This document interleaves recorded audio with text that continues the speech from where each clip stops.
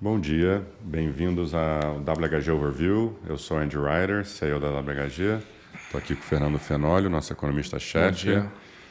Então a gente teve, parece que todo mês tem muita coisa acontecendo, mas esse mês realmente foi impressionante. Esse tem mesmo coisa acontecendo. Tem coisa histórica acontecendo. Então o Fenólio vai dar lição de história e de economia hoje, né? Vamos tirar aí o notebook aí para anotar.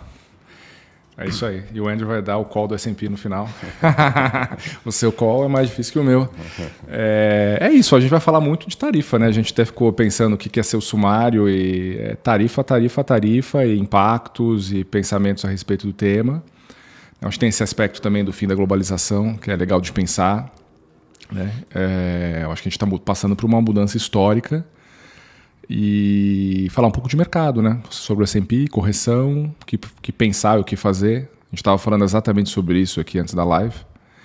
E um pouco de perspectiva para o mercado emergente Brasil, como que se encaixa nesse choque gigantesco que a gente está vendo agora.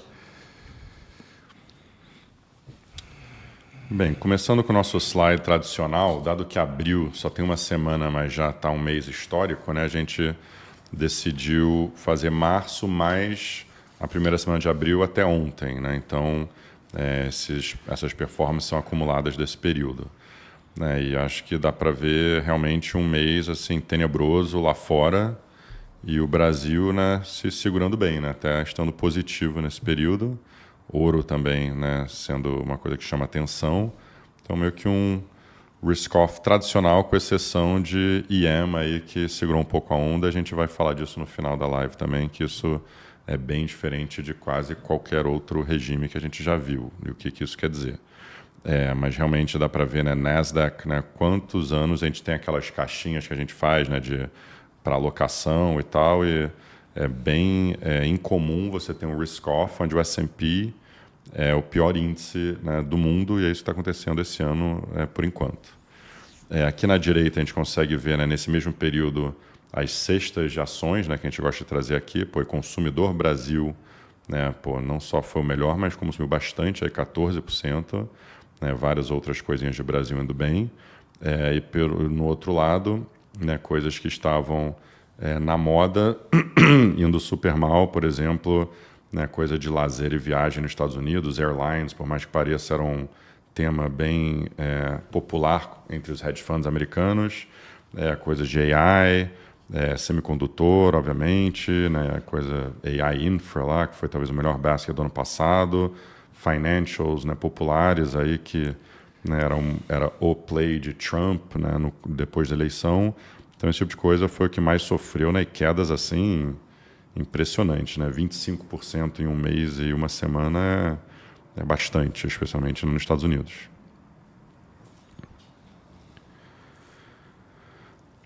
Acho que aqui só, né, complementando isso, né, quão histórico foi, dava para trazer um monte de coisa diferente, mas acho que essa variação em 3 dias, né, quando você olha aqui em cima nessa linhazinha vermelha, né, caindo quase 11% o S&P em 3 dias, né, quinta, sexta e ontem, é uma das piores quedas da história, né, recente. Acho que tem que voltar para o crash de 87 para ter uma coisa pior que isso, e antes disso tem que voltar para os anos 30. Né? Então, realmente, é só Lehman e Covid que se comparou com esse evento. Quando você olha também queda de 2 dias, né? Porque ontem acabou ficando meio 0 a 0, queda de 2 dias também é a mesma coisa. Você vê nos últimos 80 anos, né? Então depois da Segunda Guerra Mundial, né? Foi o crash 87, né? Que foi, né, uma queda de 22% em um dia e tal. Tinha caído no dia anterior um pouco também. Na Lehman, Covid e as tarifas do Trump. Então realmente é uma semana histórica que a gente passou nesse sentido. A diferença que a gente vai falar, né, daqui a pouco é que naqueles momentos tinha alguma coisa exógena acontecendo, então teve uma reação dos policymakers, né, acho que contundente. No Covid, que foi o mais recente, a gente viu, né, como que foi rápida a reação tanto do monetário quanto fiscal. E aqui, né, a gente viu o Powell semana passada meio que tranquilão, né, a gente vê o Trump ainda falando grosso sobre tarifa, então fica um pouco o mercado sem muito como olhar essas analogias históricas, né? Realmente parece que a gente está numa situação diferente.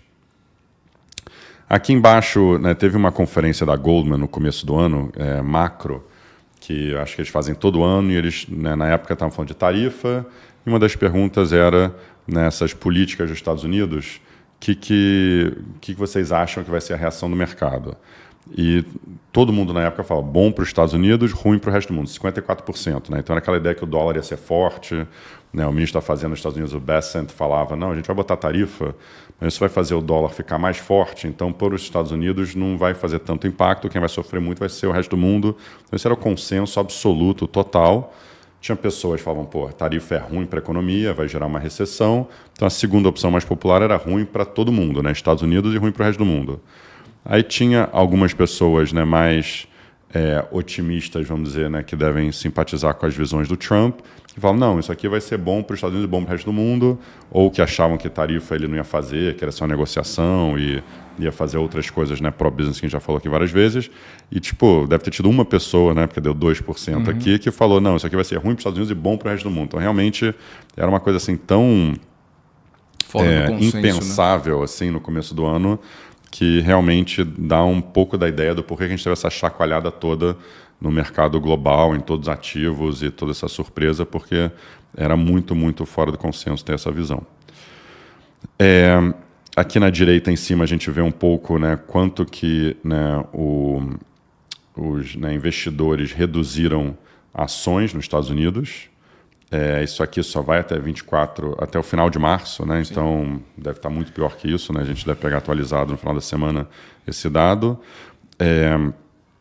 E aqui embaixo na direita também os estrangeiros também, quanto que eles reduziram de novo, só vai até o final de março. A gente acha, né, por tudo que a gente tem falado com outros consultores e tal, que isso aqui tem continuado, isso aqui tem sido uma das grandes razões que, né, o mercado americano está sofrendo, é o estrangeiro. O Finório fez uma conta, né, que o europeu tinha o quê? 20 trilhões, ou estrangeiros tinham trazido 20 trilhões de dólares para os Estados Unidos, né, nos últimos anos. Desde 2010. Desde 2010, 20 trilhões de dólares para os Estados Unidos. Então é muito dinheiro, né, que se eles mudarem a opinião, pô, os Estados Unidos não é mais excepcional, não acredito nessas políticas, o europeu, especialmente a gente está vendo isso, né, querendo trazer o dinheiro de volta, obviamente o chinês, né, e japonês também a gente está ouvindo isso, então isso aqui é uma das grandes razões aí que a gente está vendo essa correção. Essa correção pode durar muito mais, né? Porque esses 20 trilhões, eles não saem de um lugar para o outro do dia para a noite, né? Esse é um processo que pode durar muito tempo, dependendo da evolução da política que o Trump vai implementar daqui para frente. O Trump até chegou a twittar, né? Estrangeiros, pô, seu capital vai render muito aqui, isso aqui vai ser muito bom para os Estados Unidos, né? Então realmente sentiu um pouco esse golpe. Então, acho que aqui talvez é um dos temas principais da live, que é essa ideia do fim da terceira onda da globalização moderna, vamos chamar assim, né? Também teve aquela globalização da época, né, que começou comércio internacional com a China, a Índia, esse tipo de coisa, mas aqui a gente está focando, né, desde a Revolução Industrial. Tiveram 3 grandes ondas, né? Acho que a primeira, né, depois da Revolução Industrial e aquele auge dos impérios, né, que eu acho que foi mais, né, o símbolo era a Grã-Bretanha, que tinha aquele império que o sol nunca se punha, assim que se fala, em português. E, né, e cada uma dessas teve várias similaridades, né? Então teve tecnologia da época, era o motor a vapor, ferrovia, telégrafo, muitas coisas que trouxeram o mundo mais próximo um do outro, né? Teve, né, os produtos da época, e aí como é que acabou? Acabou com todos esses impérios, né, querendo, né, ver quem que era mais poderoso. Tinha a Alemanha em ascendência, querendo testar um pouco a Grã-Bretanha e a França, e teve a Primeira Guerra Mundial. E a gente, depois da Primeira Guerra Mundial, teve nos anos 20, aquele Smoot-Hawley Act, né, que a gente até tweetou sobre isso.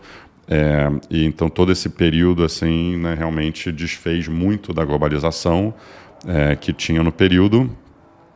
Isso só voltou com mais força ainda depois da Segunda Guerra Mundial, que realmente teve Bretton Woods, né? Foi os Estados Unidos dominando o mundo, criando, né, a ONU, FMI, né, Banco Mundial, todas essas instituições que a gente conhece, trazendo o mundo de novo mais próximo um do outro, e aí começou toda essa outra leva de tecnologia que os Estados Unidos... Estava pensando hoje, assim, várias similaridades com agora, que que os Estados Unidos tinha produzido muito para a Segunda Guerra Mundial, tinha avançado muito na tecnologia, né, muito liderada pelo Estado, com essa concentração toda, né, de capital, e realmente, saindo da Segunda Guerra Mundial, estava muito avançado em várias coisas, tipo automóvel, aqui, avião, sei lá, eletrodoméstico, né, tudo que a gente identifica como mundo moderno, os Estados Unidos estava com uma oferta imensa. Pensa que a Europa estava totalmente destruída, Japão também, China também, né, vários lugares, né, se recuperando. Então ele falou, pô, como é que eu vou vender todos esses bens? E teve que realmente criar todas essas instituições multilaterais e começou a vender todos esses bens para o resto do mundo. Talvez a gente está vendo uma analogia com a China agora. Se os Estados Unidos fechar o mercado dele para a China, basicamente, a China agora vai ter um monte de bens, né, que vai ser desinflacionário para o resto do mundo, que ele vai ter que vender, né? A gente já vê no Brasil, né, que é um dos maiores países que estão comprando carros chineses e outros, né, produtos chineses também que crescem bastante aqui, que nem televisão, eletrodoméstico, etc. Talvez esse é o começo, a gente vai ter uma onda gigantesca disso, né, para países que nem o nosso, né? Você até comentou que vai ter essa reunião do BRICS, né, nos próximos meses, em junho. Então acho que pode ser uma... Os Estados Unidos odiava essa ideia de ser um poder, né, global, né? E sempre tinha essa tendência mais isolacionista, né, que o Trump está pegando de volta, assim, né, que ainda tem muita gente que tem essa visão, mas depois da Segunda Guerra Mundial foi forçado a assumir o mundo, basicamente, e eu acho que a China também é um pouco assim, né, muito fechado, não quer se meter muito, né, nas guerras e coisas assim. Mas talvez agora ele vai ver que, pô, vou ter que ser muito mais agressivo aqui no geopolítico e fazer alianças mais fortes, não só essa coisa meio, né, tímido que ele tem feito, né, acho que vai ter que ser mais presente para realmente a gente pode entrar no mundo mais com dois polos assim claros, assim. E a terceira onda foi depois quando acabou a União Soviética, caiu o Muro de Berlim. E, né, toda a internet, né, celular, tudo isso que teve, todas as tecnologias, e talvez, vamos ver, né, mas acho que é esse que é o ponto aqui do slide, talvez isso acabou semana passada, e a gente está indo para um mundo, né, de desglobalização, né, os países trazendo as cadeias de produção mais para próximo deles, e esse mundo novo que a gente tem que descobrir como navegar isso. Por enquanto não está muito claro, que a gente vai falar no próximo slide, né, por algumas razões interessantes. Mas se quiser comentar aqui a parte de baixo também, ou complementar. Não, acho que complemento da China, eu acho que uma mudança importante também que pode acontecer é o governo chinês estimular o consumo doméstico para absorver esse excesso de produtos, né? Faz tempo que vários economistas, o mercado sempre fala, pô, a China consome muito pouco. Quando será que ele vai estimular o consumo? E nunca estimulou. Toda vez a gente espera aquelas reuniões tradicionais que eles patrocinam, vai ter alguma medida de estímulo para consumo? Nunca tem. E ontem o Xi Jinping falou que talvez seja a hora de estimular o consumo na China. Talvez não, falou que vai, enfaticamente, né? É verdade. Vamos estimular o consumo na China. Eu acho que essa é uma mudança grande também, tá? Para absorver esse excesso de oferta de produtos lá. E os países que receberem esses produtos na China podem ter uma vantagem desinflacionária. Talvez a Europa se beneficie disso, porque seja um pouco mais aberta. O Brasil poderia, mas aqui a coisa é um pouco mais complicada. Eu acho que se tiver uma invasão de produto chinês, a gritaria vai ser grande para colocar tarifa contra o chinês. Então a gente vai ver um pouco desse drama, tá? Acho que embaixo assim, é isso, né? Foi uma alta de tarifa de importação nunca antes vista. A gente viu como aqui no final da Primeira Guerra até os anos 30, uma alta de 5% para 20%, mas isso foi ao longo de alguns anos, teve algumas ondas de aumento de tarifa, né? Agora não, foi uma porrada de uma vez só. A gente já está acima do nível dos anos 30, né? Tem vários estudos que mostram que essas tarifas só aprofundaram a crise, a Grande Depressão, e você tem mais coisa para ser anunciada, né? Você pode ter setores tarifados como farmacêutico, cobre, semicondutor, né? E tem uma dúvida imensa sobre Canadá e México, que estão isentos no momento, são os maiores parceiros comerciais dos Estados Unidos e que vão passar por uma renegociação, né, do USMCA, o antigo NAFTA, e dependendo do que possa ser acordado, ou se colocar tarifas de 10% a 25% nas exportações de Canadá e México, você vai chegar numa taxa de 30% de tarifa de importação, que é uma coisa parecida, semelhante ao final do século XIX. Então, acho que esse é o tamanho do choque que a gente está vendo agora. Tá? Por isso que não dá para desmerecer o que está acontecendo, longe disso. Só para complementar um pouco aqui. Acho que, né, só para reforçar aqui o que o Fenólio desenhou aqui, né, então esse Smoot-Hawley Act, né, a gente tweetou uma piadinha, né, do filme Ferris Bueller's Day Off, né, que Curtindo a vida doidado pro curtindo brasileiro. a vida doidada, que claramente a equipe do Trump, né, era aqueles alunos que não estavam prestando atenção na aula, né, que aconteceu quando isso foi feito. Mas o ponto é que o que foi anunciado, por enquanto, já é muito mais do que todas aquelas altas de tarifas, né? Então, tem uma dúvida no mercado se vai ser implementado tudo isso ou se isso é um ponto de partida de negociação. Por outro lado, que nem o Fenólio falou, né, ele não anunciou ainda várias coisas que foi separado, tipo coisa setorial, só o de automóvel por enquanto foi anunciado, as outras coisas devem ser anunciadas, Canadá e México ainda vai ser anunciado, e tem essa, né, a gente vai descobrir hoje, né, China também, né, aumentando tarifa contra os Estados Unidos vai retaliar, então isso pode acabar subindo mais. Então, não sei, está meio simétrico, eu acho, né, para baixo e para cima.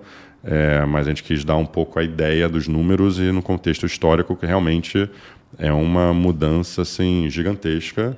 E eu acho que só para lembrar o porquê que esse Smoot-Hawley Act foi tão importante, que contribuiu bastante para a Grande Depressão na época, exatamente esse exemplo que o Fenólio deu aqui, porque quando você bota a tarifa contra a China, né, a China agora vai ter uma oferta de bens imensas que eles vão querer vender para os outros lugares. Então, por mais que, por enquanto, aqui o Brasil está tranquilo, né? Daqui a pouco começa a vir um monte de bens para cá, a gente começa a botar tarifas neles, ou a Europa começa a botar tarifas neles, daqui a pouco todo mundo começa a botar tarifa em todo mundo, e aí você vira um mundo, né?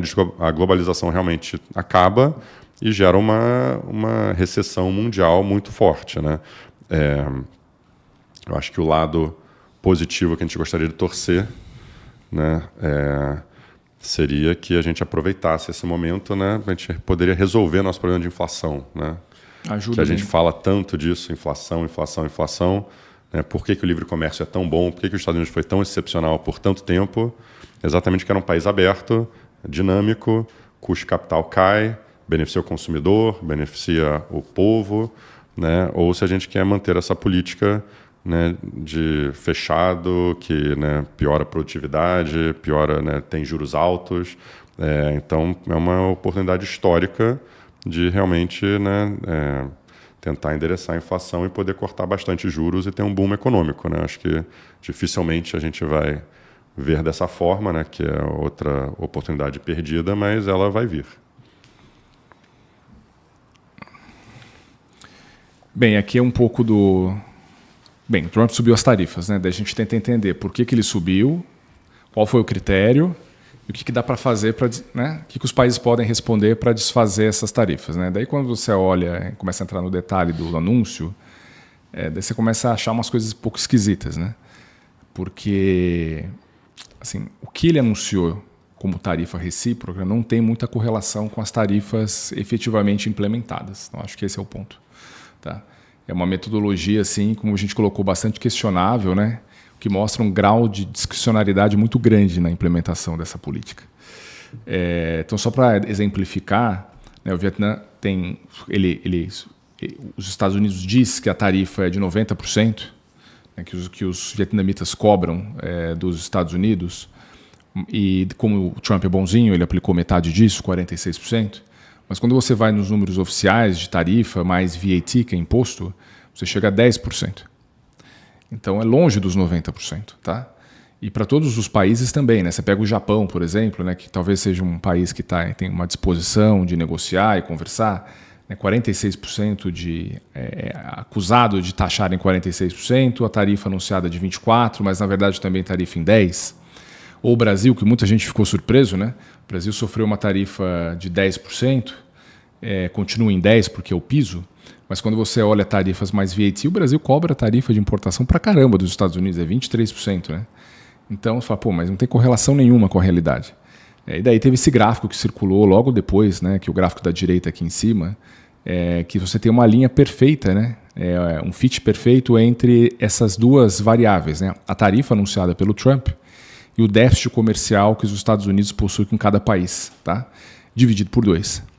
Então, essa foi a mágica dele. Né? Então, qual que é a informação que ele passa para a gente? Ele fala, olha, o que está me incomodando, o que me incomoda é países que têm superávit contra os Estados Unidos. Tá? E eu quero zerar o superávit desses países com a gente, porque eu acredito que países que têm superávit com a gente estão nos roubando, de certa forma. Estão transferindo riqueza dos Estados Unidos para esses países, estão fazendo... provavelmente eles fazem isso porque eles estão, enfim, atuando de maneira desleal, por qualquer motivo. Tá? Então é uma cabeça muito mercantilista, né? Ele quer zerar o déficit, né? E não leva em consideração por que tem o déficit dos Estados Unidos com esses países, né? Tem um negócio chamado vantagem comparativa, que é uma teoria econômica lá do século XVIII, que mostra que alguns países vão produzir com mais qualidade, mais eficiência alguns produtos do que outros. Então, acho que o Vietnã tem mais vantagem em produzir produtos como, sei lá, vestuário e calçado do que os americanos. Então, eles vão ter um superávit contra os Estados Unidos, da mesma maneira que os Estados Unidos têm uma vantagem em produzir produtos de alta tecnologia, que o vietnamita não tem. E é assim que funciona o comércio, né? Então, é uma visão muito retrógrada, arcaica e de decisões discricionárias. Então, eu acho que fica complicado para os outros países... assim, o que eu ofereço em troca para que essas tarifas caiam, né? Eu acho que no New York Times de hoje tem um texto falando isso, né? Como negociar em algo que não tem um fundamento econômico ou uma realidade de comércio clara, né? O que eu ofereço em troca para reduzir? Tem até um anedótico ontem bom, né? Do Netanyahu com Trump. O Netanyahu, talvez o maior aliado dos Estados Unidos, vou zerar as tarifas, vamos zerar o déficit, vamos fazer isso acontecer. Daí o Trump é perguntado, então os Estados Unidos vai zerar também as tarifas contra Israel? Ele não. Daí, tá bom, então o que eu ofereço, né? Qual que é o jogo que está sendo jogado? Tá? Então essa discricionariedade deixa o ambiente mais nebuloso, né? Para a gente projetar o que vem pela frente, né? Depende muito do arrobo do governo americano, do Trump e dos seus assessores sobre as decisões que vêm pela frente. Né? Vai depender de tweets ou de entrevistas para saber, tá bom, acho que é suficiente. Vamos voltar atrás ou vamos diminuir? Como é que é a função de reação? Se está um pouco longe, né, da economia, é mais difícil de você chegar a essa conclusão, né? Ou essa questão de reindustrializar, usar a tarifa como receita de arrecadação, né, zerar o déficit. Se for tudo isso, essas tarifas vão permanecer por muito mais tempo do que a gente imagina. Tá? E esse gráfico aqui de baixo é só para você ver a loucura, né? Porque a gente colocou as tarifas efetivas dos países contra os Estados Unidos e a tarifa recíproca anunciada pelo Trump. A linha é negativamente inclinada, ou seja, a correlação é inversa. Países que têm mais tarifa contra os Estados Unidos foram menos taxados. Ou seja, é uma coisa de maluco mesmo o que está acontecendo. Mas é isso, eu acho que deixa a coisa mais nebulosa. Ou talvez o objetivo dele é muito maior do que isso, de mais longa duração, e que significa que tarifa vai continuar por um bom tempo. A gente vai conviver com tarifas por um bom tempo. Só para complementar, eu acho que o slide anterior era meio que falando da substância, né, do que ele está fazendo, que já é muito ruim para a economia mundial. Né? A gente nem falou outro ponto importante de globalização é imigração, né? Então, quando o Trump fala, nos anos 1800, século XIX, tinha tarifa e os Estados Unidos bombou. Sim, mas tinha livre mobilidade de pessoas. Nem tinha política de imigração ainda, né, que ajudou a bombar os Estados Unidos, e capital também era totalmente livre, né? Então ajudou muito na globalização. E depois, quando a gente foi vendo essas fases de desfazendo globalização, a gente começou a regular a imigração, começou a regular o capital, etc. Mas talvez o livre comércio aumentou, porque a tecnologia aumentou, né? Então ter prós e contras é meio que o mundo é diferente, assim, né? Mas tudo bem. Mas acho que esse slide é meio que uma segunda parte, assim, que é não só a política é ruim, mas a execução é pior ainda, assim, né? Isso aqui é uma coisa... Teve até uma briga de Twitter, né? Que a Casa Branca soltou isso. E um cara aleatório, nem sei quem falou, brinquei aqui no software, sei lá o que, consegui descobrir de onde é que ele tirou esses números que ninguém estava conseguindo descobrir, né? Porque ficou a semana inteira anterior, Goldman, UBS, Morgan Stanley, todo mundo tentando chutar o que vai ser, o que não vai ser, chegou na hora esses números, ninguém entendia nada, e aí um cara descobriu que, ele só pegou a importação menos importação, dividiu por importação e beleza, um abraço.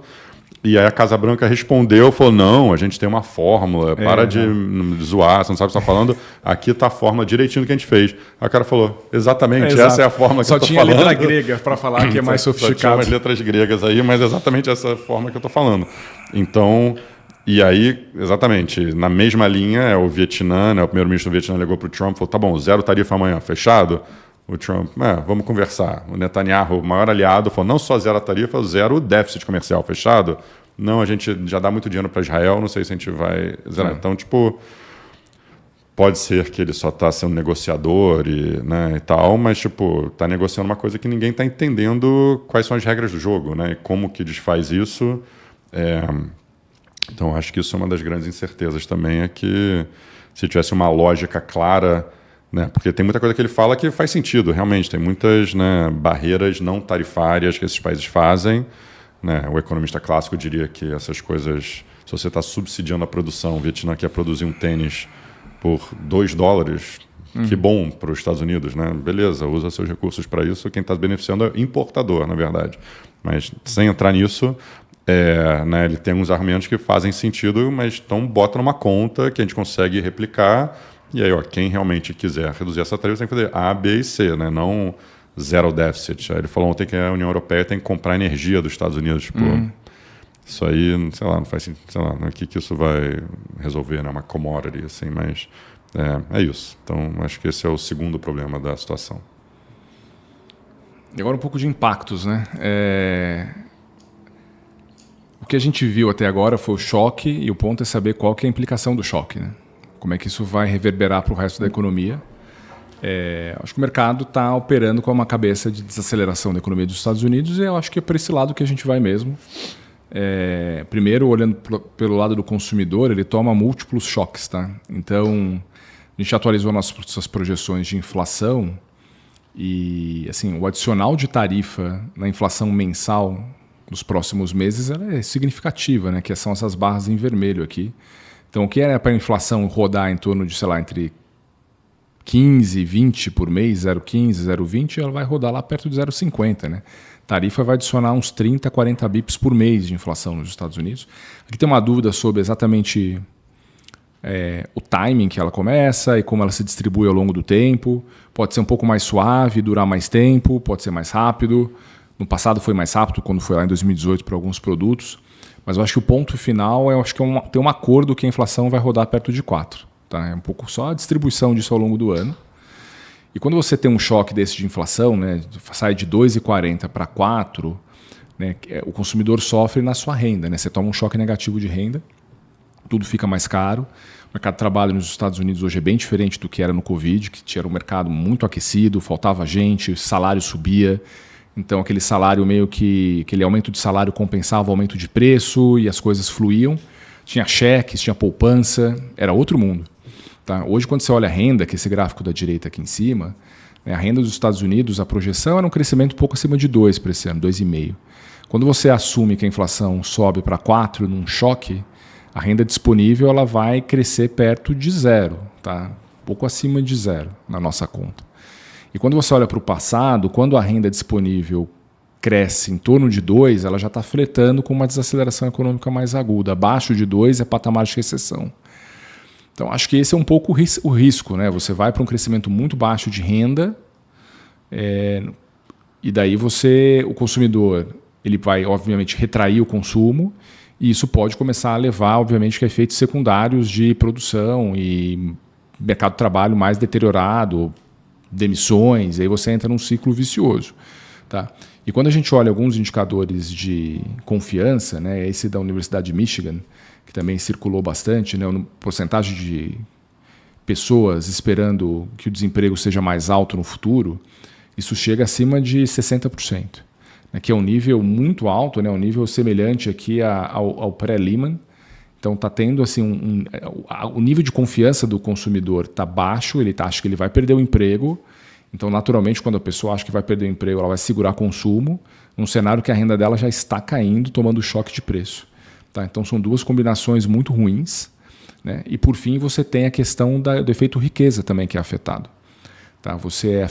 Hoje, do total de ativos financeiros das famílias, 30% está em equities, que também é um patamar bastante alto. Eu acho que as famílias surfaram essa valorização do S&P por anos, ficaram mais ricas, consumiram, acho que foi super relevante para o excepcionalismo americano que a gente viu, só que agora essa correção da Bolsa vai jogar por outro lado quando todo mundo está carregado em Bolsa. Então você toma um choque meio triplo, né? Você toma de renda, você toma de desemprego, a perspectiva do mercado de trabalho piorando, e você toma também de efeito do S&P para baixo. Então o consumidor pode retrair e aí tem um efeito cadeia mais forte, tá? Sobre a economia como um todo. A mesma coisa para o empresário, né? Você pega índice de incerteza de política econômica, bateu recorde com o Trump. Tá? Superou Lehman, superou Covid, superou 11 de setembro, um número completamente fora do gráfico, né? Então isso tem impacto no empresário, na capacidade de decisão, na tomada de decisão que ele tem que tomar. Então você tem também o CEO Confidence colapsando na ponta, também tem uma boa correlação com o PIB. Né? Você tem New Orders por Inventories, que é um indicador do ISM, super importante, apontando para um ISM em 45, que é historicamente parecido ou próximo de recessão. E a Goldman publicou ontem um estudo bem bacana sobre o impacto no investimento de tudo que está acontecendo. Né? A perspectiva daqui para frente é contração do investimento nos próximos 8 trimestres. Tá? Então, se o investimento vai contrair, se o consumo vai crescer pouco acima de zero, né, o PIB tem uma boa possibilidade de ir para o negativo mesmo. Tá? Ou pelo menos está em stall speed, né, que é um crescimento muito perto de zero, onde qualquer choque derruba a economia para a recessão. Então, acho que o impacto macro é bem relevante em termos de atividade, a gente não viu isso ainda. Então, esse pode ser uma segunda fase desse choque de tarifa que pode pressionar o mercado para baixo. E a questão do fiscal, tá? Eu acho que o fiscal eu tenho um pouco dessa tese de que boa parte, ou uma parte relevante do objetivo de tarifar as importações é conseguir arrecadação para fechar o buraco fiscal dos Estados Unidos. Tá? E daí a gente fez aqui um pouco desse mapa, né? Porque tem várias partes se movendo ao mesmo tempo, né? Tem uma discussão de orçamento grande acontecendo, e para onde vai o déficit público americano nisso? A gente fez aqui uma conta que é o seguinte: primeiro está tudo anual, tá? Porque normalmente quando a gente olha na imprensa se fala 2 tri de corte de gastos, mas isso em 10 anos. Tá? Então a gente fez aqui uma estimativa, meio que um linear mesmo da coisa toda. Então tem uma discussão de corte de gastos de 200 bi por ano, que não é pouca coisa, quase 75 bips do PIB por ano. A arrecadação com tarifa é muito grande, né? Chega a 600 bi. Pode ser um pouco menos se a economia desacelerar, mas é cerca de 2% do PIB de arrecadação. Eu acho que esse é um ponto super importante, porque eu acho que a tarifa não vai voltar tão cedo para baixo. Por outro lado, tem corte de impostos, que é a renovação dos impostos que vencem agora. E daí, se você somar A, B, C, que talvez seja o cenário mais provável de aprovação, você pode até chegar ao longo dos próximos anos num déficit público de em torno de 3,5%, tá? Que é um déficit muito melhor do que a gente está vivendo hoje de 6%. Porque a arrecadação com tarifa de importação é grande e o corte de gastos também. E ele vai gerando um efeito, né, menos pagamento de juros, e daí você vai tendo um déficit público menor ao longo do tempo. Só que, se a economia for para uma recessão, e essa é o grande risco daqui para frente, você pode ter aqui uma piora do déficit público perto de 2% do PIB. Tá? E eu acho que se tiver uma recessão, que é o cenário D, você não tem o cenário A. Tá? Você não corta mais gasto, porque você vai tentar uma política anticíclica por parte do governo americano. Ou acaba cortando mais imposto, né? Ou vai cortar mais imposto. Cancelar esse número. Daí vamos supor que você tenha B mais C mais D. Então você tem a tarifa de importação, você corta o imposto, mas você tem a recessão. Né? Meio que a recessão anula com um aumento de tarifa. Né? E daí você vai para um déficit mais ou menos de 8,5% do PIB. Tá? Dependendo do tamanho da recessão. Tá? Se a recessão for muito grande, pode ser 10%. Né? Na nossa conta aqui eu assumi recessões meio que normais, sem Covid ou Lehman, que foram muito, muito agressivas. Tá? Então, assim, ajuda o fiscal, ajuda, eles querem isso, querem, mas se eles gerarem uma recessão, vai tudo por água abaixo e o déficit pode ser ainda pior. Lembrando que a gente mostrou no overview ano passado essa ideia, né, que o déficit está muito ruim, sendo que o desemprego estava num low histórico. Né? Então, se você ajustasse, um dia vai ter uma recessão. O dia que tiver uma recessão, o déficit americano estava muito pior do que qualquer momento histórico. Né? Então, por isso que era preocupação, você já tem um déficit ruim num momento bom. Então é um pouco essa ideia, né? Então a gente está cortando, legal, tem um monte de coisa que é bom para o fiscal, mas se isso for empurrar a gente para uma recessão, é meio que mais do que anula qualquer benefício disso. E daí entra o dilema do Fed, né? Eu acho que sexta passada o Powell veio a público, né, num evento, me parecia meio mal-humorado. Eu acho que ele está realmente numa situação difícil, porque o choque negativo de oferta... enfim, a inflação sobe, então o Banco Central deveria ser mais cauteloso. Por outro lado, o desemprego também pode subir, que levaria a uma reação de afrouxamento de juros. Acho que a grande diferença desse ciclo para os anteriores, ou dos últimos 10, 15 anos, é a expectativa de inflação, que está num patamar que gera algum desconforto, né? A gente colocou aqui a expectativa de inflação da Universidade de Michigan, subiu muito. Tem algumas ressalvas de mudanças metodológicas, etc. Talvez não seja tão ruim assim. Mas piorou. Eu acho que o Fed fica atento a isso. Eu acho que no texto que o Powell leu, ele falou sobre expectativa de inflação e a importância disso estar ancorado. Agora, o que, para a gente, né, o que é o maior dilema dele é exatamente essa boca de jacaré desse gráfico aqui entre as duas curvas de mercado. Se você pegar a inflação implícita de um ano, ela está subindo, hoje está em torno de 3,5%. Que é um pouco parecido com a nossa conta lá para onde vai a inflação, que é uma coisa chegando em 4%. Só que quando você pega a inflação que é daqui a um ano, ou seja, a inflação entre abril 26 até abril 27, ela está caindo. O que o mercado está dizendo, olha, no curto prazo vai ter um choque de oferta, o preço vai subir, mas isso vai gerar uma recessão e a inflação, passado esse choque, vai ser menor ainda. Transitório. É transitório. É isso que o mercado está dizendo aqui. Daí o Fed olha para isso e fala, o que eu faço? Né? Eu reajo à curva vermelha ou à curva laranja? Eu olho por cima ou não olho por cima? O Powell nem comentou a linha laranja, né? Ele nem comentou a linha laranja. viu que não sabe. E ele está preocupado com a linha azul e a linha vermelha. Talvez porque os Estados Unidos, os americanos acabaram de passar por um processo de inflação muito agudo, muito recente, e pode passar por outro, não tão agudo, mas também chato. E falou, olha, o Banco Central já teve a credibilidade levemente arranhada, porque demorou para reagir. Se eu reagir agora de maneira muito rápida no afrouxamento, eu posso perder as expectativas de vez e aí a situação se complica.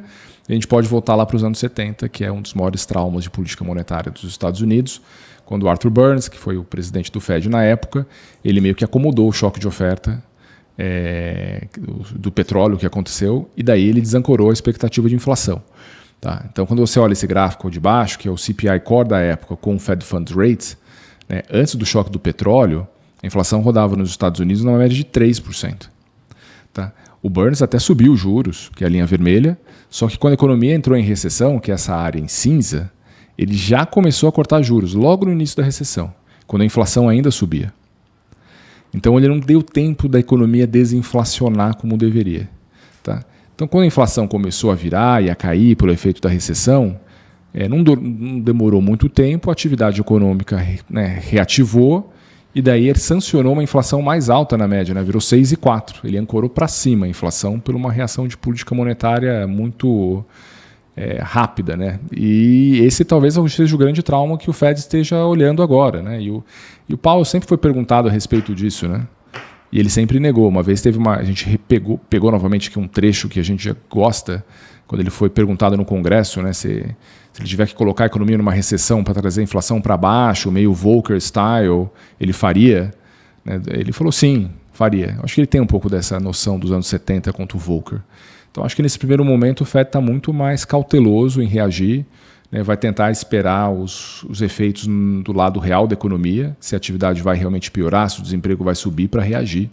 Então essa boia de salvação que o mercado sempre se baseou no passado, ela acho que vai demorar um pouco mais para entrar. Tá? Eu acho que a economia precisa piorar mais para ele se sentir confortável, que essa linha vermelha subindo ela é realmente transitória e daí ele pode reagir baseado na linha laranja. Até porque a gente não tem, de volta para aquele outro slide, a gente não tem clareza do que o Trump quer, o que vai acontecer. Né? Eu acho que quando a gente viu o Covid, quando viu Lehman, estava claro o que estava acontecendo e que o Fed tinha que reagir. Agora, se ele olhar para essa linha laranja e falar, está tudo colapsando, eu posso começar a cortar juros, vou cortar 50%. Né? A gente ouviu um argumento ontem, né, alguém aqui de um banco estrangeiro falando isso, e falou, em setembro o Powell cortou 50 bips, né, quando a economia estava começando a desacelerar, por que ele não cortaria de novo em maio ou junho, já 50 bips, já manda ver? Porque até lá eu acho que não vai ter clareza nenhuma, né? E de repente o Trump está só negociando, no final das contas ele bota uma tarifa de 10 em todo mundo, porque a Europa comprou energia, o Japão comprou bife, sei lá o quê. E aí ele vai começar a aumentar juros, que a inflação vai começar a subir, porque é esse caso do Arthur Burns, aqui ele tentou ser preventivo, já começar a cortar juros antes, né, que tecnicamente é a coisa certa para fazer, você vê que isso aqui é transitório totalmente, essa linha vermelha, Só que, tem dois grandes traumas recentes, né? O Covid e esse 50 bips de setembro foi altamente criticado depois, quando a economia viu que estava tudo bem, Trump foi eleito, a inflação começou a subir. Então, ele foi muito criticado essas duas vezes. Ele fazer isso de novo poderia ser exatamente, né, o período que a gente vira esses anos 70, que ancora a inflação no nível mais alto, porque essa linha vermelha é o que o povo vai estar sentindo, né, nos próximos 6 meses. Aí, de repente, se você começar a cortar juros, a economia continua bem, bombando, que nem está,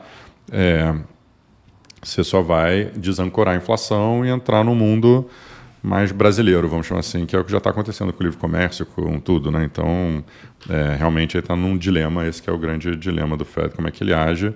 Por enquanto, parece que ele vai deixar rolar. E falou, vocês votaram nisso, boa sorte, aqui não é comigo. Esse que era o mau humor dele, basicamente, na sexta-feira. Ele estava mal-humorado, cara. E aqui, rapidinho, só um pouco de... A diferença de Covid para tarifa agora é que a gente tem que olhar daqui para frente, né?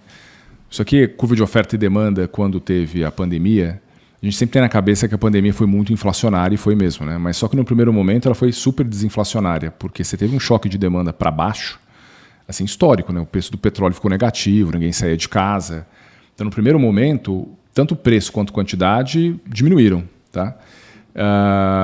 Só que depois você teve um estímulo de demanda vindo dos governos, tanto monetário quanto fiscal, com cheques, etc., que levaram a demanda para um patamar tão alto, com uma oferta ainda rígida, né, que fez a explosão de inflação que a gente conviveu. Tá? Então, quando a gente olha para a tarifa agora, é um caso semelhante, talvez não, obviamente não na mesma magnitude, mas a curva de oferta subiu e eu acho que a demanda vai diminuir, pelos pontos que a gente comentou aqui no consumidor e do empresário. Então, nesse primeiro momento, é quantidade para baixo, é preço para baixo, só que a dúvida é se você vai ter um estímulo de demanda daqui para frente. Se o Powell vai cortar juros antes, se o Trump, sentindo que vai ter uma recessão, vai cortar mais os impostos ou vai desistir de cortar os gastos, se ele vai empurrar essa demanda como ele empurrou no Covid para cima, ou a gente vai parar mais ou menos onde a gente está hoje, que é menos quantidade, preço um pouco para cima. E quando você compara os principais indicadores de inflação no Covid, no primeiro momento, de tarifa, todo mundo está mais ou menos parecido, tirando a ordem de magnitude, com exceção da inflação de um ano. A inflação de um ano fechou 280 bips na pandemia, e agora está abrindo 36, porque todo mundo acha que as empresas vão repassar preço mesmo, dependente da atividade. Então essa que é a grande diferença, daquele período, que é exatamente o dilema que a gente mostrou no slide anterior do Fed. Para o Covid, o Fed olhava tudo no vermelho na inflação, então vamos reagir à atividade. Hoje não é assim. Tá? E agora tem essa dúvida de sancionar ou não essa inflação, ou se vai ter esse choque de demanda positivo ou não daqui para frente. É isso que a gente tem que olhar nessa parte mais cíclica da economia. Agora, S&P. Bem, então, eu acho que a gente falou muito aqui sobre o cenário e tal, e como é que a gente traduz isso para mercado. Realmente o sentimento mudou drasticamente do pós-eleição, quando estava todo mundo super animado com o Trump e as políticas dele. Agora estão em níveis super deprimidos, dá para escolher um monte de coisa que reflete isso, mas basicamente a gente escolheu esses aqui, um é um da Goldman aqui de sentimento, dá para ver que a gente já voltou para níveis aí pior do que... Ou sei lá, basicamente no pior momento lá de 22, quando estava todo mundo pessimista achando que ia ter recessão, pior do que o Covid, meio que em dezembro de 2018, quando teve uma queda muito grande, parecida que o Fed estava aumentando juros e parecia que podia entrar numa recessão e o Fed teve que virar a mão e começar a cortar juros de novo.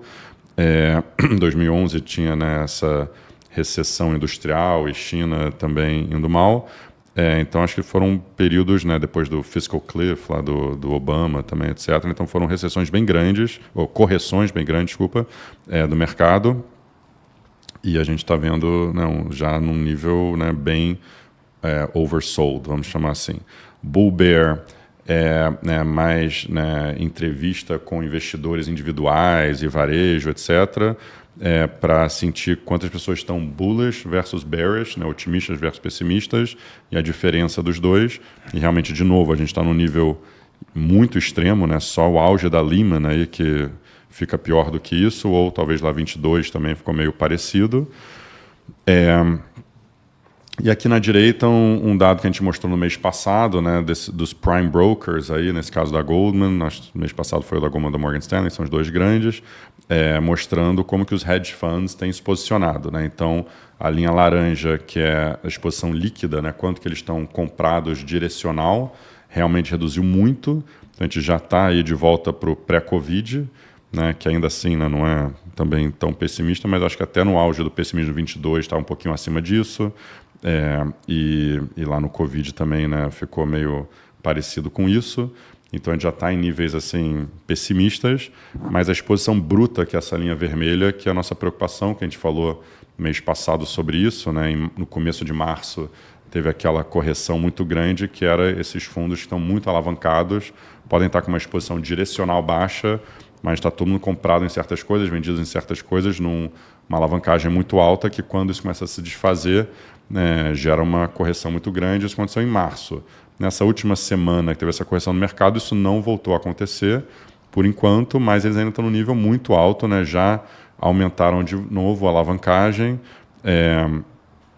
A correção dessa vez foi mais no direcional, S&P caindo, do que, né, abaixo da superfície entre as coisas compradas e vendidas, mas é uma coisa para se monitorar também.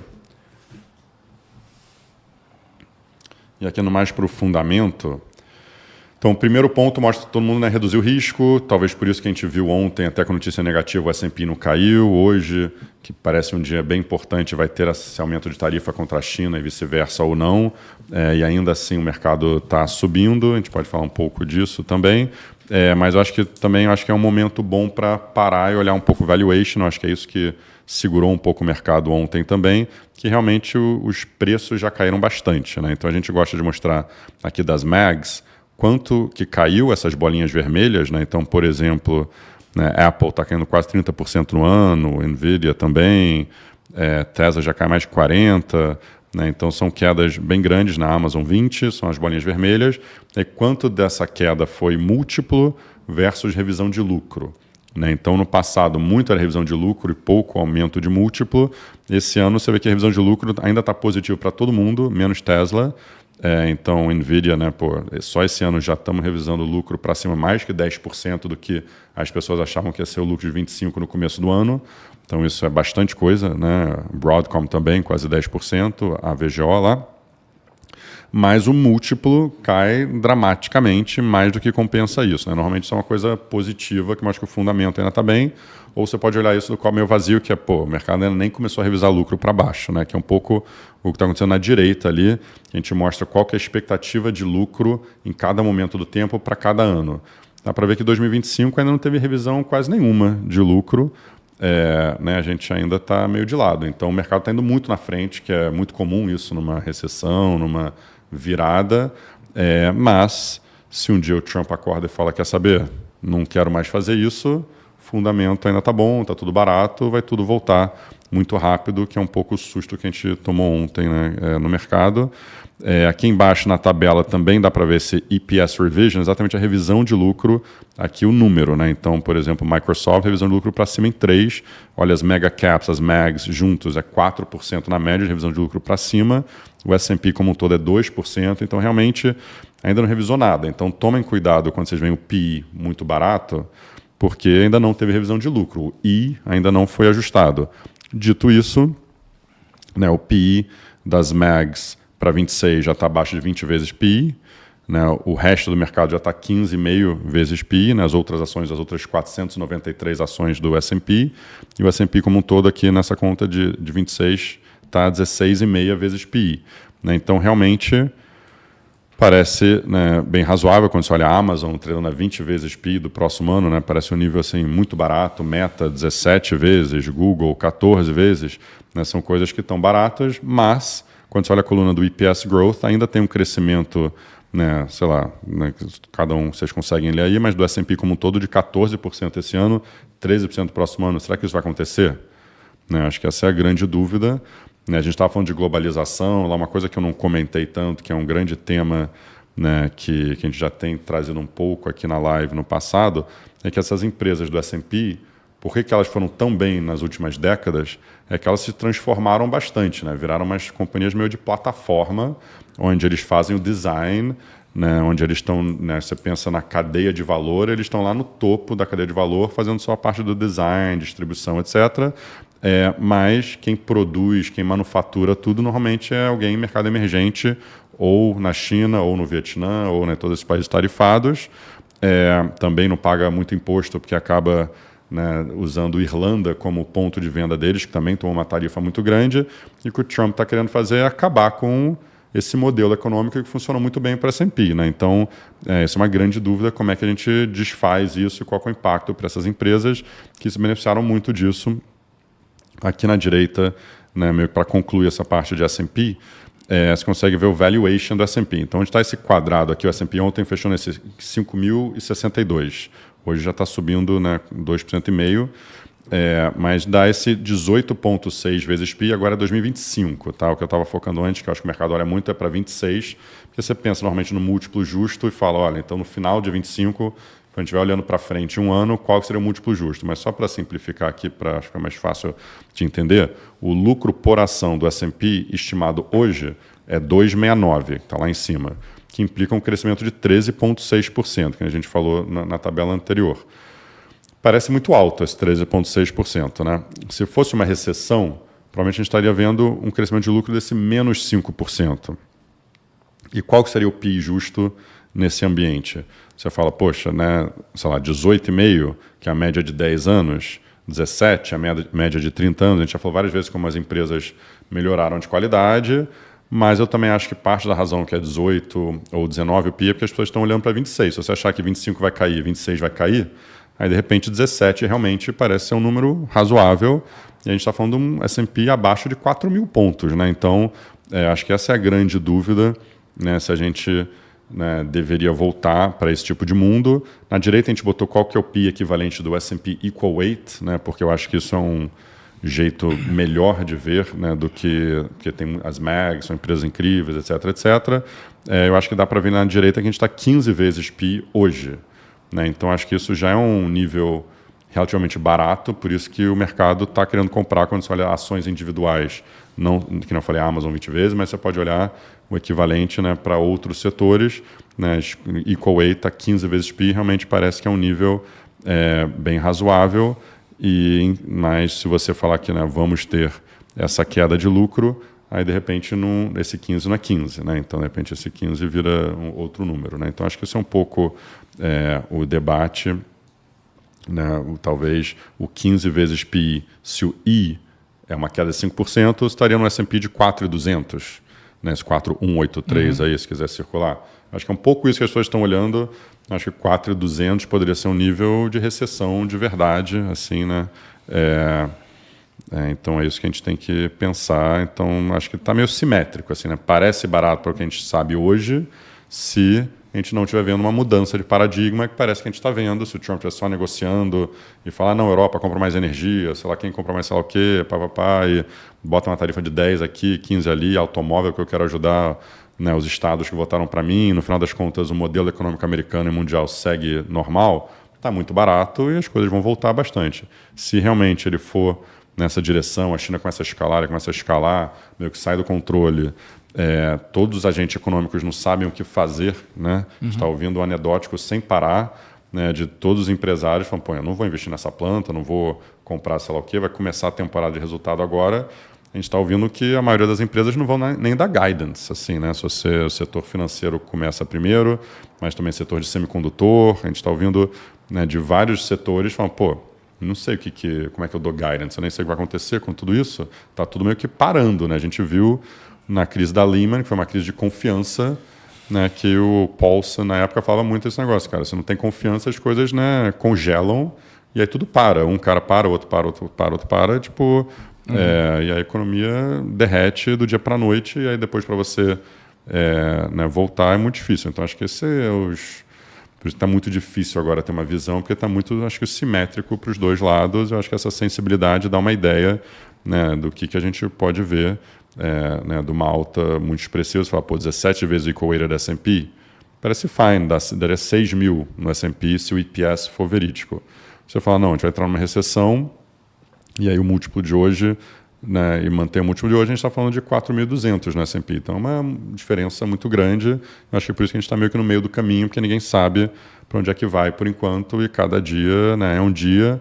Ontem a gente teve uma volatilidade intraday de 8,5% no S&P, né? Acho que na Alemanha foi até mais, não sei se foi 10 ou 11, né? Que a gente não via desde a época da Lehman. Assim, né? Então, realmente, a gente está... É isso que o mercado está falando. Tem cenários muito extremos aqui para os dois lados e está difícil de operar. O mercado não está saudável, né? Não. Esse é o ponto.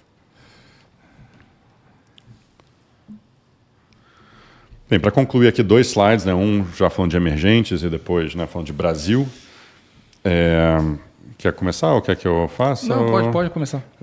Acho que a gente, né, o Fenoli adora falar de quadrantes aqui, né? A gente sempre fala de stagflation, boom, né, disinflation, esse tipo de coisas, né? Então, um pouco essa ideia do Gavecal também, que ele adora, e vários outros, né, adoram essa ideia dos quadrantes. E a gente começou a pensar, pô, que mundo que a gente está vivendo, onde, especialmente até semana passada, vamos dizer assim, onde os Estados Unidos estão indo mal, que é um pouco aquela pesquisa do começo, né, que a gente mostrou lá da Goldman, né? Qual o cenário que os Estados Unidos iria mal, o resto do mundo indo bem, né? E, né, porque o conceito normal é que, né, eu acho que é um pouco só pulando aqui no slide, é esse sorriso aqui, né, esse smile do dólar.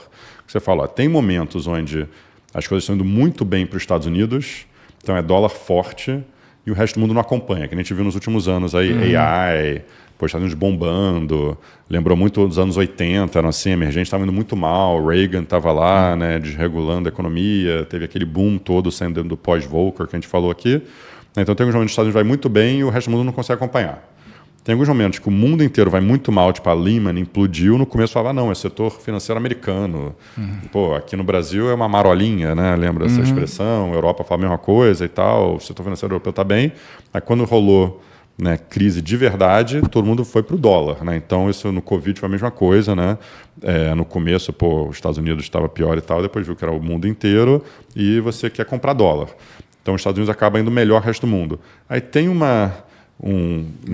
meio do caminho, que é esse equilíbrio assim, né, que é difícil de achar, que é quando os Estados Unidos está indo bem, mas o resto do mundo que é meio betado, né, tipo, vai melhor ainda, que eu acho que o símbolo disso foi aquele período lá, 2003, 2007, que teve o boom, né, econômico da China, commodities foi muito bem, teve, né, o Brasil voou, surfou, estava na capa do Economist e tudo.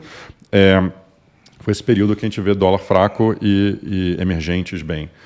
Esse ano que a gente fala, pô, na verdade é um risk-off, né, o S&P caindo mais do que o resto do mundo, e a moeda, né, de emergentes indo melhor que o dólar, é um enigma, né? Então a gente até botou aqui no meio isso aqui, eu só fui de direita para a esquerda, né? Mas isso aqui é um enigma que eu acho que está fora desse contexto dollar smile, né? Eu acho que talvez, né, tem que repensar um pouco o que isso quer dizer. Eu acho que aqui na esquerda a gente tentou pensar isso na versão de equities, né? Então a gente botou um eixo S&P, outro eixo mercados emergentes. A gente botou nessas grandes fases aqui dos últimos anos, né? O Covid lá, onde, né, o S&P foi mal e mercados emergentes, né, também foi mal. No começo aqui China estava distorcendo, né, que China parecia que estava melhor, então foi até um pouquinho melhor.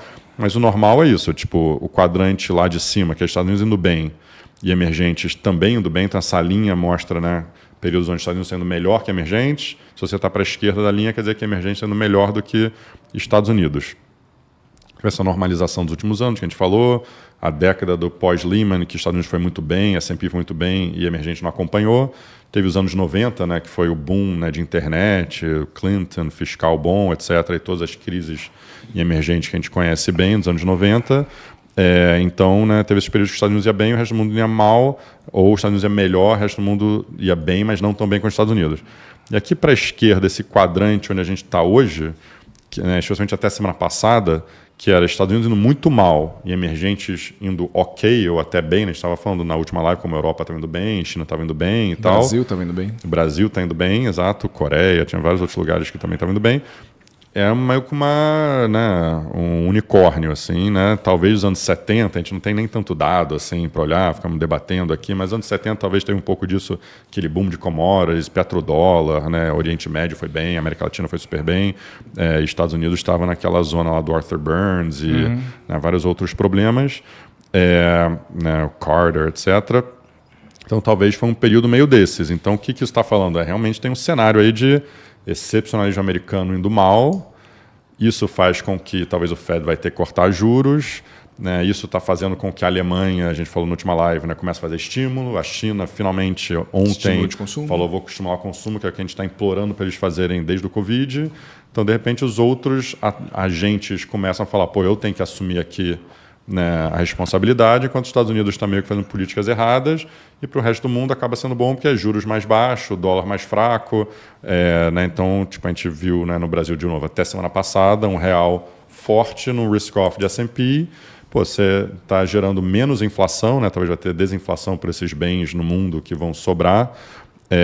Né, commodities caindo e bancos centrais afrouxando, é exatamente o contrário do que a gente estava vendo nessa normalização dos últimos anos. Então, isso é possível. Né? Agora, o que a gente viu nos últimos dias é que talvez isso vira um risk-off clássico, né? Se realmente for uma recessão global, aí você sai todo esse ambiente que a gente descreveu e vai para cá. E você vai para, né, sei lá, não precisa ser tão extremo que nem o Covid, só coloquei né? Dólar forte Fica nesse eixo que você quer comprar dólar nos Estados Unidos, até se o problema for nos Estados Unidos, porque vai ter uma grande depressão mundial. Né? Eu acho que esse é o debate que a gente tá vendo aqui.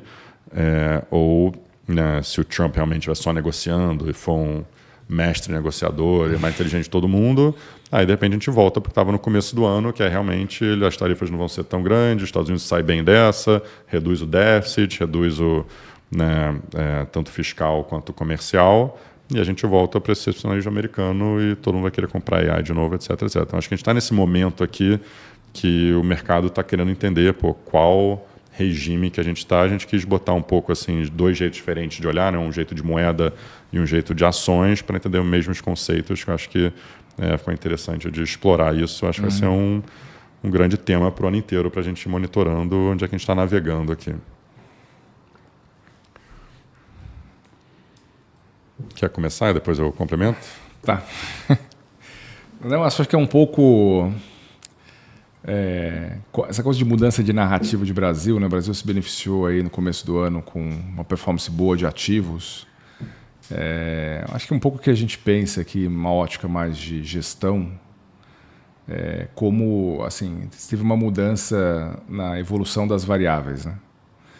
Então, acho que ao longo de 2024, você tinha uma evolução de dados que era ruim para o mercado, né? Eu acho que você tinha um crescimento do PIB que acelerava, o que é bom por um lado, mas uma economia que já está superaquecida, desequilibrada, com inflação alta, expectativa desancorada, só juntava naquela tese de que a política monetária tem que continuar subindo juros, né?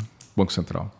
A implícita de um ano saiu de 4 para 8, tipo, era uma sensação assim de o ciclo como está, ele é insustentável e vai ter que ter um freio de arrumação.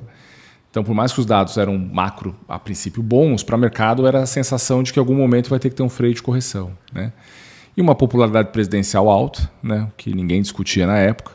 Então, o Kit Brasil foi muito mal em 2024, né? Além de outras decisões de política econômica que foram bem desastradas e levaram aí o Kit Brasil, né? Kit Brasil, só para explicar rapidinho, é 25% de Bolsa Brasil, 25% de NTNB, 25% de renda fixa pré-fixada e 25% você fica vendido no dólar, comprado no real. Você perdeu 10%, você tomou 20% de alfa negativo contra o CDI. E daí você entra 25%, você tem um cenário internacional que ajuda muito, mas você também tem uma reversão desses dados, né? A sensação de que o pior já passou, né? Que a correção macro está meio que acontecendo.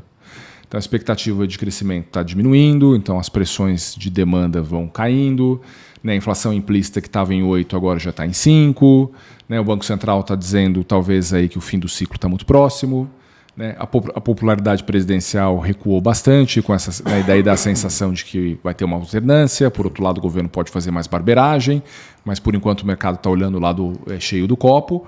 E daí o Kit Brasil agora está subindo 8% no ano contra um CDI de 4%. Né?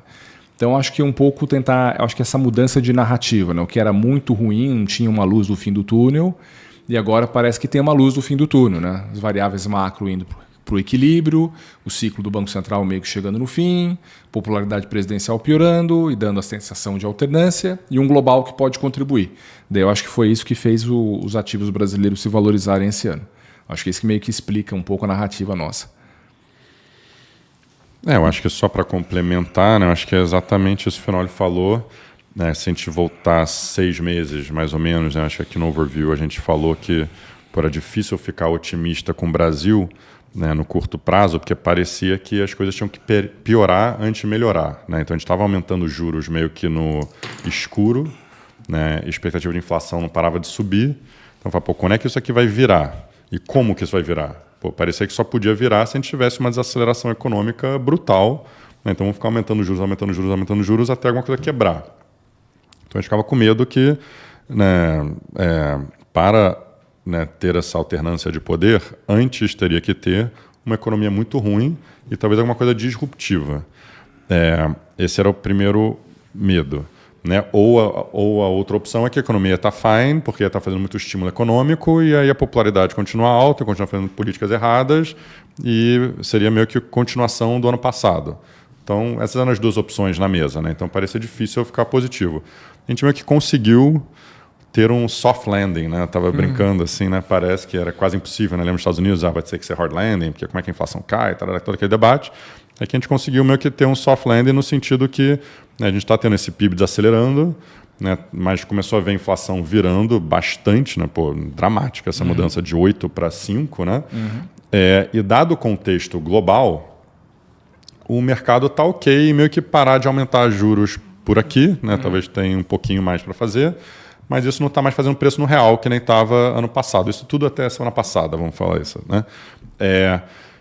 E então, né, nesse contexto, se não for fim do mundo, que a gente estava falando lá fora, que a gente acabou de explicar, aquele, né, sorriso e tal, né, se não for uma crise generalizada global, se tiver meio que uma crisezinha, né, de leve mais focada nos Estados Unidos, para o Brasil é uma situação que você consegue ter esse soft landing, assim, onde realmente, né, ficou claro que as políticas não são mais populares, mas ao mesmo tempo estamos fazendo algumas políticas que seguram o PIB, a inflação implícita ainda assim continua caindo e ainda assim o real, né, não precisa ficar aumentando juros até chegar na meta de inflação, o mercado já desistiu dessa ideia e está ok, né, dado que o câmbio já está desvalorizado, a bolsa já está barata, né, tem muita coisa no preço, etc, etc, a gente conseguiu ver os ativos performando. Então, acho que é um ambiente, né, que nem a gente está falando um pouco para a Europa, para a China, etc, né, que talvez até que, né, não é tão ruim no final das contas.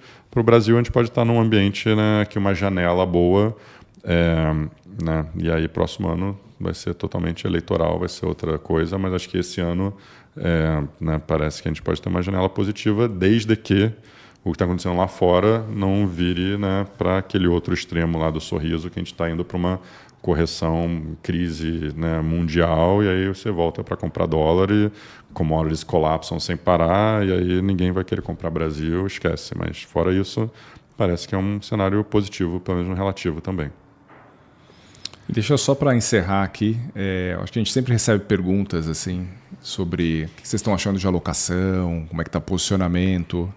Eu acho que dado esse choque histórico que o mundo sofreu, acho que fica ainda mais difícil gerir patrimônio, né? Dinheiro, enfim, tem muita volatilidade, muita incerteza. Então a pergunta que eu te faço assim é cabeça de gestor mesmo, né? Como é que se posiciona? Você já viveu Covid, você já viveu Lehman, agora está vendo tarifa. Sei lá, às vezes algum aprendizado que dá para implementar agora e que você poderia passar assim, nesse momento tão difícil, né, um tipo de visão experiente sobre como gerir patrimônio em momentos de tanta incerteza? Eu acho que o primeiro ponto, né, seria que eu falei antes. Né? Eu acho que tem muito cenário para os dois lados. Eu acho que a gente está numa situação meio simétrica ainda, por mais que caiu muito a bolsa lá fora. Né, se realmente for o fim da globalização, esse modelo econômico funcionou tão bem nas últimas décadas para os Estados Unidos, eu acho que poderia ter muito mais para cair. Por outro lado, né, não só esse modelo econômico, como tudo que eu de confiança, né, como é que você cria uma recessão, porque tem toda essa incerteza. Então, que a gente falou, aqueles 2 slides, acho que foram bem importantes, falar, né, não só o problema de ir contra a globalização é ruim, mas toda a incerteza, o jeito que está sendo executado também cria muita incerteza, né, e falta de confiança, que a gente já está vendo isso nos dados. Então, acho que seriam os primeiros 2 pontos. O primeiro ponto é esse, que está simétrico. Se for só uma negociação ou se o Trump sentir, né, a pressão, que a gente já está começando a ver vários empresários, investidores, meio que já levantando a mão, falando que o Trump está fazendo errado, né, eu acho que se ele sentir essa pressão, por mais que ele nunca vai admitir, ele pode, em algum momento, ontem a gente viu o Bessent já botando uma pressão nos bastidores, parece que a gente está ouvindo, né, que o Trump tem que começar a mostrar como que os países conseguem ter uma redução na tarifa, qual que é o caminho.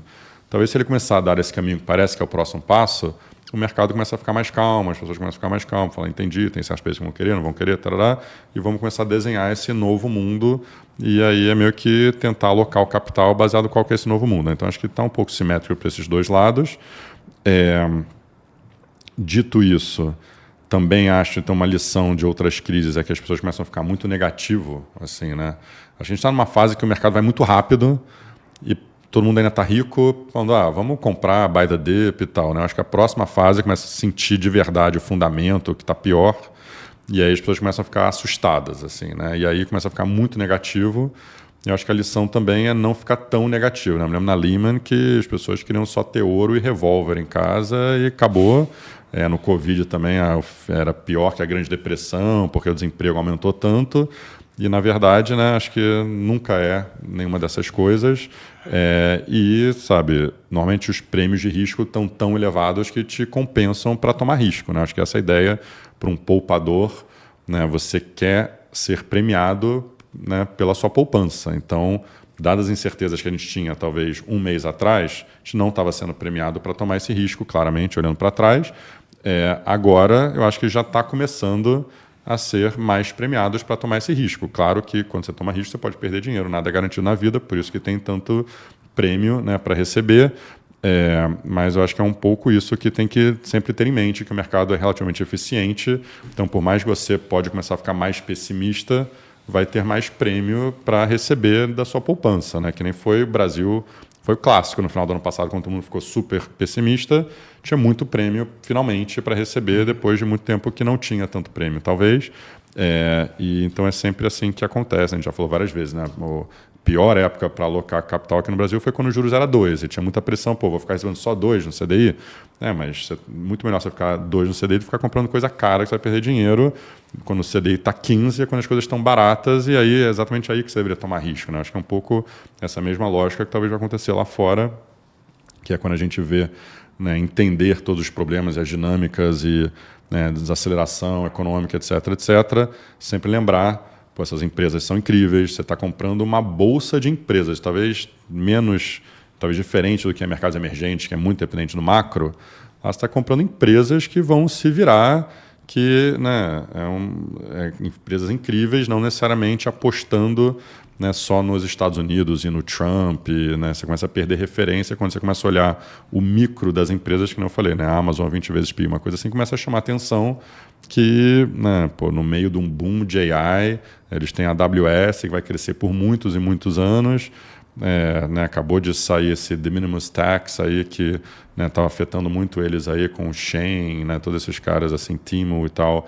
né, competindo com eles, agora vão estar mais fortes do que nunca e, né, uma empresa incrível, você fala, já tem muita coisa no preço, né, nesses momentos que você deveria começar a alocar mais e tal. Então, acho que esse é o dilema, né, gostaria de dar uma resposta mais clara, que está na hora de comprar ou vender isso e aquilo, acho que agora é um momento de muita incerteza, mas eu acho que a lição é um pouco essa de sempre pensar qual que é o seu neutro mental. Assim, quando você não tem uma opinião, não quer dizer que você tem que estar zerado no risco, né? Você tem que ter um neutro que já tem muita coisa no preço, tem muita incerteza, mas se não se acorda num dia que nem hoje, a S&P sobe 3% e você perde. A gente já fez essas análises no passado, em 22, a gente mostrou isso no overview, que era, né, as pessoas acabam vendendo no low e se você perder alguns dias específicos, historicamente, olha, tipo, sei lá, 100 anos de S&P, para quem perdeu, né, algumas janelinhas, foi tipo uma parte muito grande, né, do rendimento do seu capital. Assim. Então, ficar muito pessimista, né, nessas horas, eu acho que é perigoso. É tão perigoso quanto ficar complacente, né, na época de bonança. Legal, boa. É isso. Bem, É isso. Muito obrigado aí por participar de mais um WHG Overview e a gente se fala próximo mês. Obrigado, gente.